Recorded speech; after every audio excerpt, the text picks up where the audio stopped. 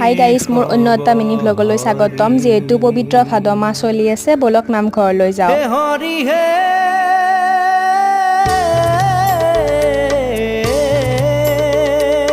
প্ৰথমে প্ৰণাম ব্ৰহ্ম ৰূপীষণা তনহে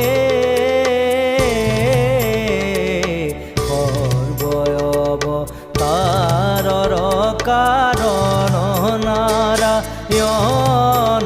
জয় ৰাম ৰাম কেশৱ হৰি হৰি হে